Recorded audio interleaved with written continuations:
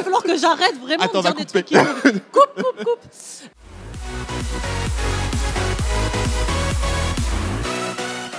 Hello les langues de VIP. Alors aujourd'hui, je suis avec Lucie. Lucie, hier, t'as été... Ah, elle est parfaite. Une vraie langue de VIP. Pardon, j'avais complètement oublié. Tu sais, j'ai tellement pas l'habitude. Voilà, le piège. Lucie a oublié le micro. Ouais, voilà, c'est bon. On l'a en même remis. temps, j'aurais tiré la langue avec le micro, c'était embêtant. Ah, non ça devenait ça sensuel. devenait bizarre quand même. Là, pour le... C'était bien que ce soit pas là en fait. Et alors, Lucie, j'ai une question déjà. Première question.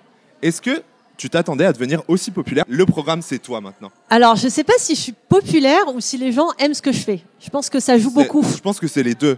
Tu vois, le fait que mon métier, c'est de diffuser l'amour et c'est quelque chose quand même qui anime tous les cœurs de la planète, voire la planète. Je pense que c'est ça qui plaît. Tu vois, j'aurais un rôle dans la villa qui serait plus maîtresse d'école ou qui serait un peu plus dur. Peut-être que je serais pas aussi populaire. Je pense que le fait que je traite de l'amour et que j'aide les gens en amour, ça joue beaucoup en ma faveur quand même. Oui, et puis. Mais c'est touchant. C'est surprenant et touchant, clairement. Tu t'attendais à ça? Non. Tu t'attendais à une telle identification? Parce que au final, quand on a vu la première saison, on n'attendait pas grand-chose du programme. Ouais. Et ça a été une révélation finalement, cette émission. Ouais. Et encore plus sur la saison 2 où là vraiment ça a propulsé. Ouais. Et enfin, t'es devenue Lucie et tout le monde te connaît maintenant. Ouais. Et comment est-ce que ça se passe au quotidien? Parce que c'est quand même un changement de vie sans que tu l'aies voulu. C'est clairement un changement de vie auquel tu peux pas te préparer en fait. Et on peut pas t'y préparer non plus. Parce que si tu le vis pas de l'intérieur, si tu l'expérimentes pas toi-même, tu peux vraiment pas le comprendre, faut l'intégrer. Et c'est quelque chose qui se découvre au fur et à mesure. Et évidemment, au fur et à mesure des saisons, la popularité grandit. Ouais. C'est particulier. Il m'est arrivé un truc. Alors, il m'arrive plein de jolis moments, mais je parle de ce petit truc qui a été un peu émouvant dans mon histoire personnelle, parce que c'est très récent. Je me promenais l'autre jour dans un centre commercial avec mon petit garçon, qui a 5 ans. Et il y a une jeune fille qui, très poliment, vient de me demander une photo. Bon, comme ça arrive régulièrement. Ouais. Et là, mon fils se met à pleurer. Et je lui dis, mais qu'est-ce que... Donc, je dis au revoir à la jeune fille, je m'agenouille à côté de lui, et tout ça. Je lui dis, qu'est-ce qui t'arrive, mon cœur? Il me fait, tout le monde t'aime, alors que moi, personne m'aime. Et je lui dis, mais en fait, mon cœur, c'est... Donc, je lui ai expliqué, tu vois, le principe de la télé, justement, de la popularité. Et je lui dis, mais si tu faisais la télé, on t'aimerait 10 fois plus que maman. T'es 100 fois plus beau, 100 fois plus merveilleux que ta mère. D'ailleurs, tu prendras ma place dans 15 ans. tu seras tout prêt. C'est ça. Et alors, comment ça se passe au quotidien? Est-ce que tu arrives encore à avoir une vie, entre guillemets, normale par rapport à ton cabinet, par rapport à ton travail, tes clients? Parce que, voilà, t'es arrivé dans le SAR système, entre guillemets. Ouais. Et je pense même pas que la production s'attendait à ce qu'il y ait autant de répercussions sur toi, quoi. Non. Parce qu'il y avait plein de coachs dans plein d'émissions. Ouais. Et ils n'ont pas été autant mis en bombe bébé. En bombe bébé. Beverly sort de ce corps. T'as pas de t-shirt licorne, tu peux pas être Beverly, c'est pas possible. C'est faux, tu n'es pas elle. Non, mais en fait, la production, je pense qu'ils ont été pris par le mouvement un peu comme moi. C'est une onde de choc. Donc aujourd'hui, si tu veux, j'ai réussi à rétablir un rythme qui me convient et une organisation. Mais clairement, au début, je me suis pris un tsunami. On va pas se mentir. Hein. Ouais. L'année dernière, j'ai été à la limite du burn-out. C'est-à-dire que, voilà, en fait, c'était nouveau, je savais pas comment le gérer, ça venait de toutes parts. Il y avait les émissions, il y avait le livre, j'ai écrit un livre, il y avait mes clients, ma famille, enfin tout ce que je vis dans ma réalité. Et il y a eu beaucoup de choses qui se sont télescopées en même temps. Mais je me suis entourée des bonnes personnes qui m'aident. Et doucement, j'ai réussi à reprendre un rythme un peu normal. Alors, je dis pas que j'ai un quotidien routinier. On n'en est pas jusque-là, compliqué. Mais j'ai retrouvé quelque chose qui me plaît, qui est très riche, plein de découvertes, un peu fatigant, mais plaisant quand même. Et alors, quand tu commences une saison, moi j'ai une question, c'est est-ce que tu te renseignes sur les candidats? Comment ça se passe? Est-ce que tu les castes? Ah mais grave. Alors non, je ne les caste pas. D'accord. On me les propose parce que ça c'est vraiment un métier, directeur de cast. Et nous on a de très très bons directeurs et directrices de casting qui bossent comme des fous et qui ont un amour de l'humain qui est incroyable et qui ont beaucoup de sens de la psychologie. Et une fois que le cast est fait, moi j'essaie de pas avoir d'influence dessus parce que forcément moi j'aurai une influence de coach. Donc j'essaie de pas regarder ça. Une fois que le cast est prêt, moi si tu veux, je prépare mes exercices sans les connaître. C'est quand même assez spécial. C'est compliqué, non? Bah oui, parce qu'en fait, il faut que tu aies quelqu'un qui colle à ton exercice. Ouais, c'est ça. C'est-à-dire qu'en fait, moi, la directrice de casting, elle fait en sorte de poser les bonnes questions. Après, ils sont passés à la moulinette d'une psychologue parce qu'évidemment, on a leur profil psychologique. J'ai des infos parce que les journalistes se renseignent, les rencontrent. La psychologue, c'est pas toi. Non, on a une vraie psychologue qui travaille sur leur profil psychologique en amont pour valider leur capacité à participer à ce genre d'émissions. Ça, c'est obligatoire et inhérent à toutes les émissions de télé-réalité. Donc j'ai son compte rendu, son diagnostic de psy, etc. Des fois, on se demande comment certains ont réussi à passer. Mais bon, j'étais sûre que tu allais dire ça. J'étais sûre. Je me suis dit, je lui tends quand même une énorme perche, va-t-il la saisir? Quand même. Et en l'occurrence, donc moi, je travaille comme ça, et c'est un exercice à la fois difficile mais hyper motivant, parce que moi, comment ça se passe une séance en cabinet? Les gens viennent, m'exposent leur vie, et je les rencontre, ils sont en face de moi, ils me parlent. Ouais. Là, moi, je commence à créer des exercices et à penser à des méthodes pour eux sans les connaître. Parce que je les rencontre une fois que la caméra s'allume, on se voit jamais avant. Ah oui. Donc quand je les rencontre, je suis censée avoir bossé sur eux alors qu'on s'est jamais parlé. Donc c'est assez spécial. Et il faut vraiment être un chat dans cet exercice et pouvoir retomber sur ses pattes pour dire, voilà, là j'affine, là je change, là je me réadapte. Et c'est que ça, c'est-à-dire que tous les jours, pendant les 1 mois et demi de tournage, je me dis en fonction de ce que je découvre, qu'est-ce que je vais proposer pour que ça colle à la personne. Oui, c'est ça, parce que est-ce qu'il y a aussi des gens sur qui, tu t'étais fait une idée et quand tu les rencontres, bien sûr, rien à voir. Mais bien sûr. Mais de la même manière que dans l'autre sens, tu vois, ils arrivent avec une problématique et je leur dis, attends, cocotte, non, c'est pas ça. C'est pas ça.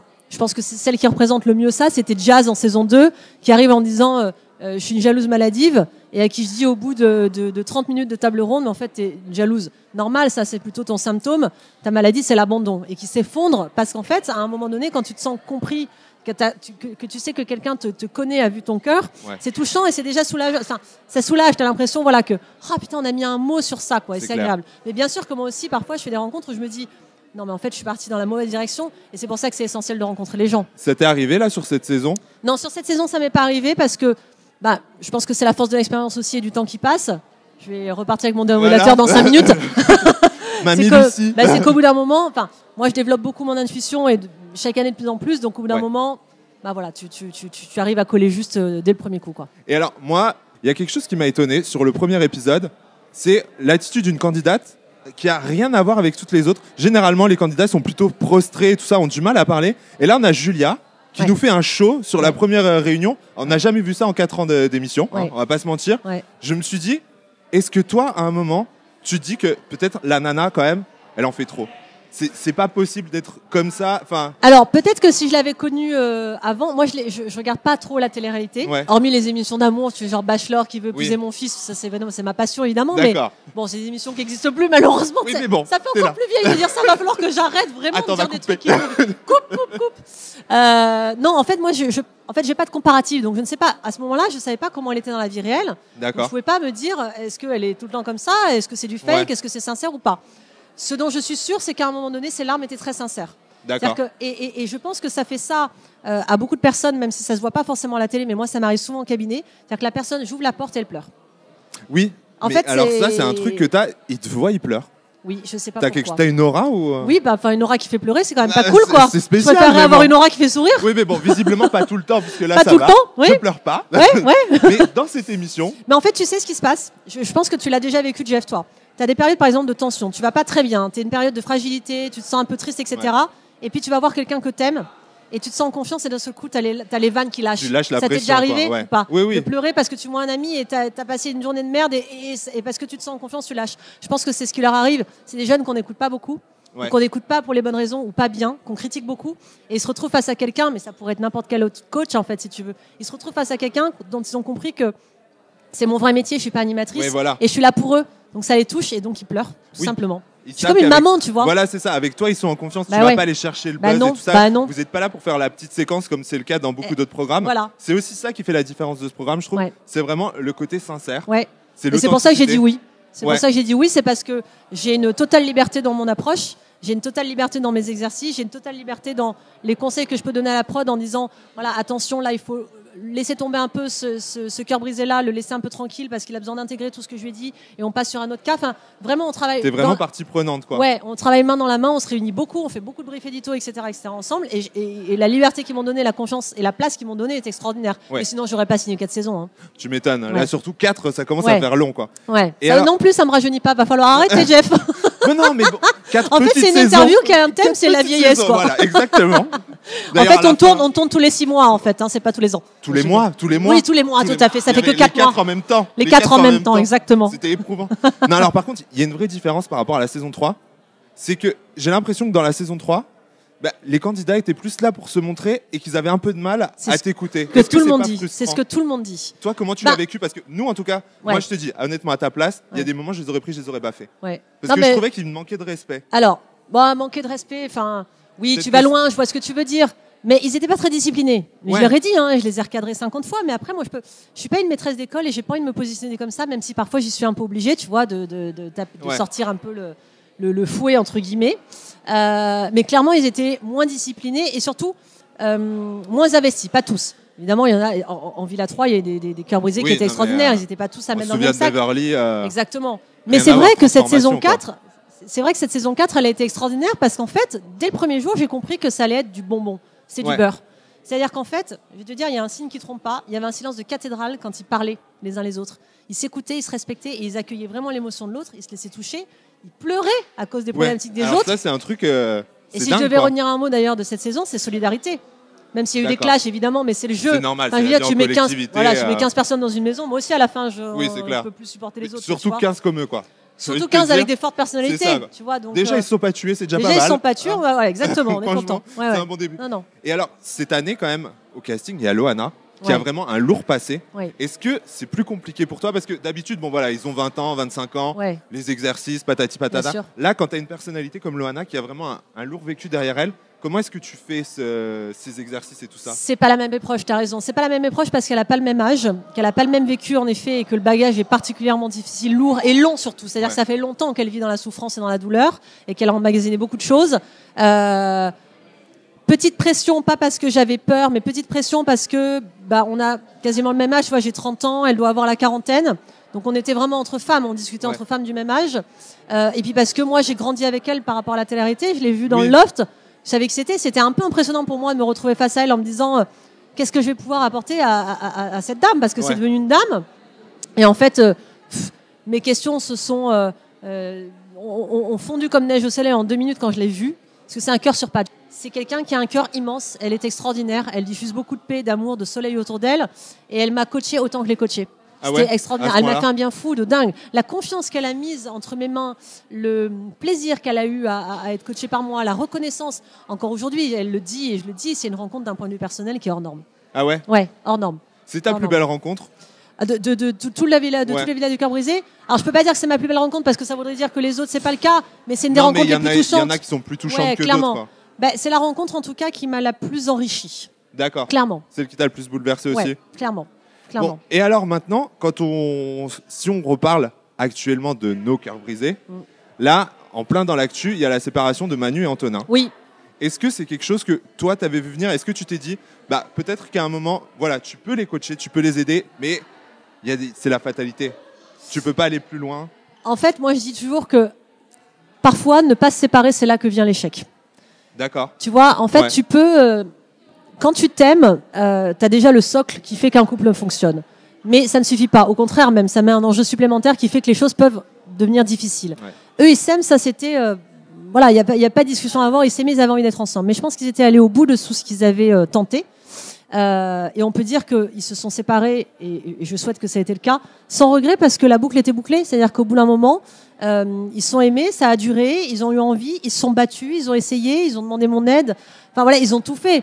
À un moment donné, continuer, c'est là que ça devient un échec, parce que tu dis, mais en fait, lâche, n'en arrivons pas justement au point de nous détester, n'en arrivons pas à l'aigreur, à l'amertume, quittons-nous intelligemment et bons amis, et peut-être d'ailleurs qu'on se retrouvera à un autre moment, parce que les gens évoluent. Il y a une phrase d'un auteur que j'adore qui s'appelle David Fenkinos qui dit « Il y a des gens formidables qu'on rencontre au mauvais moment, et il y a des gens qui sont formidables parce qu'on les rencontre au bon moment. » Et tu vois, le moment, le timing dans l'amour est hyper important. C'est super important. Et je pense vraiment que Manu et Antonin, peut-être qu'ils ont besoin de grandir et régler des choses chacun de leur côté pour se retrouver plus tard, ce que je souhaite, parce que c'est un couple que j'aime profondément. Est-ce qu'ils t'ont recontacté hors tournage? Alors, Manu m'a recontacté, Antonin m'a recontacté pour d'autres... Enfin, il m'a recontacté aussi, mais pas à titre personnel, pour me demander quelques conseils, etc.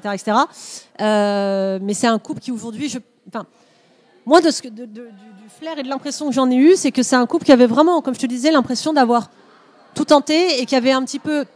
pas baissé les bras parce qu'ils n'avaient plus envie, mais parce qu'ils se disaient que en continuant, ils allaient trop loin, justement. Et oui, c'était le moment pour eux de... Ça sert à rien de lutter non plus au détriment de tout, quoi. Non, mais parce que c'est pas un échec, une histoire d'amour qui se termine. Ça commence, les chemins sont parallèles, et puis un jour, ça devient plus le cas, et il n'y a pas d'échec. L'échec, il vient dans le fait que tu abandonnes trop vite et tu lâches les choses sans essayer. C'est là qu'il est l'échec. Une histoire d'amour qui se finit, elle commence, elle finit, c'est normal. Tout a un début, tout a une fin. Surtout le saucisson, je rigole. Ah, pas mal. Oui, les bananes aussi, il y en a plein comme ça. Elle passe, saucisson, ça passe. Donc voilà, donc leur histoire a eu une fin. Mais tu vois, je sais pas pourquoi, mais je me dis que c'est pas forcément un point final. D'accord. C'est peut-être 3 points de suspension. D'accord. Ouais, on verra bien. À voir alors. Ouais, à voir. Et là, dans cette saison, tu retrouves Julien. Que tu avais coaché sur la saison 2. Carrément. Julien, c'est quand même un gros personnage, c'est une énorme carapace. Et pour autant, avec toi, il se livre. Ouais, alors ça a été pour le coup une de mes plus belles révélations de la Villa 4, parce que comme tu le dis, je l'ai connu en saison 2, il était là avec Vanessa Lawrence, qui était son ex. Et quand je l'avais vu, je me suis dit, ça va être du lourd, quoi. Ouais, ça va être compliqué. Ça, il était too much dans tout, très en relief dans tout, trop entier, trop macho, trop fermé, trop têtu, trop catégorique, tout était trop. Ouais, mais bon, moi j'étais pas là pour le coacher lui, j'étais là pour coacher leur couple, donc ça va, ça a dilué, etc. Voilà. Et puis il revient dans la saison 4. Et dès le J1, je lui dis en fait, t'as changé. T'as pas la même tête. C'est-à-dire que vraiment, je lui dis en fait, je sais pas ce qui s'est passé ces 2 dernières années, mais il y a quelque chose. Et en fait, je pense que ce garçon a eu l'intelligence de se pencher sur lui, de se remettre en question. Ouais. Et d'essayer d'approfondir un petit peu le travail qu'il avait commencé dans la Villa 2. Et ça lui a plutôt bien réussi, même si ça reste un mec qui a beaucoup de travail à faire, notamment sur son image des femmes, sur sa façon d'en parler, sur l'appréhension qu'il a de la féminité en général.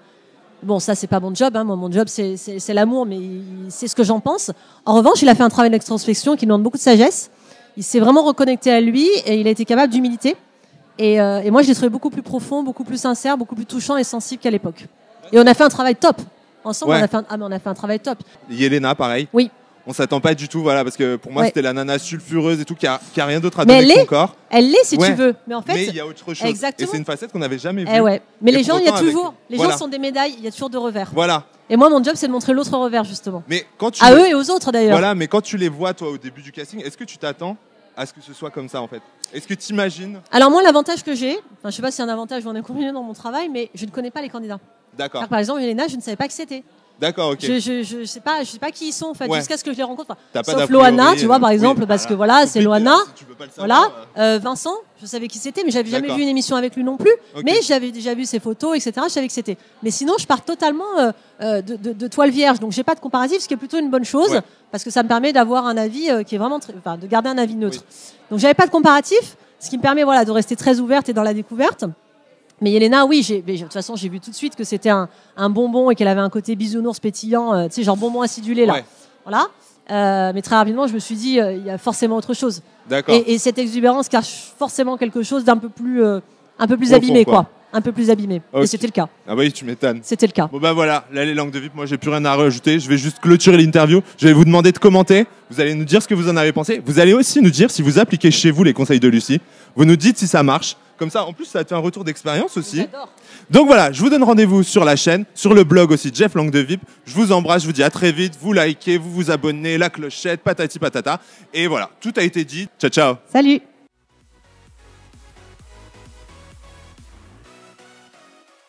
Donc, alors, par rapport à la liste aussi des invités, est-ce que à votre mariage, il y a des gens qui vont être blacklistés? C'est même pas une ex, c'est ce qu'on appelle un coup d'un soir ou 2 ou 3.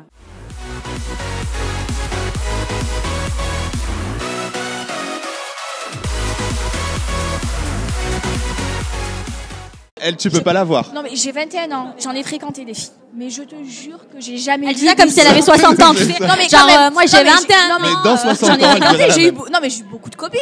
À 21 ans, t'as beaucoup de copines. C'est clair. J'en ai vu des faux culs, j'en ai vu des hypocrites. Mais elle, c'est la queen de Queen, c'est la Ah ouais, à Beyoncé ce des point-là hypocrites. C'est la Cardi B, la Beyoncé, la Nicki Minaj des hypocrites, la fille. Ah oui, oui, oui.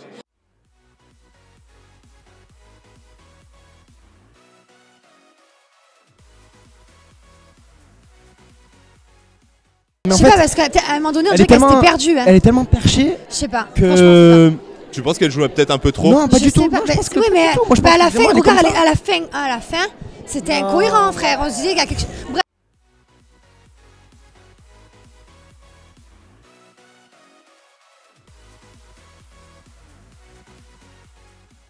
Mais arrête de faire ça. Je te dis juste, méfie-toi. Méfie-toi. Arrête, je vais m'énerver. C'est.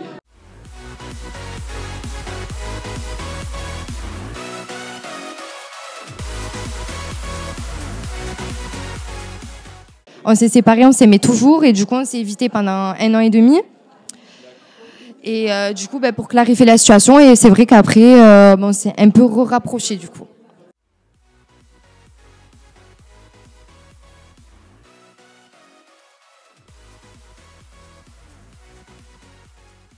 Quand je vrille, c'est poussez-vous de là en fait. Ouais. Je vais retourner, je vais tout casser, mais pas comme eux l'attendent en fait. Enfin, c'est sans les codes.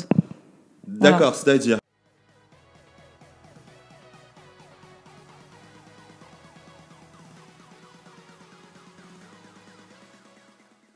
coup, pour moi, c'est facile. Là, tu as Ok, bim. tu as fait une exclue, du coup. T'as une exclue.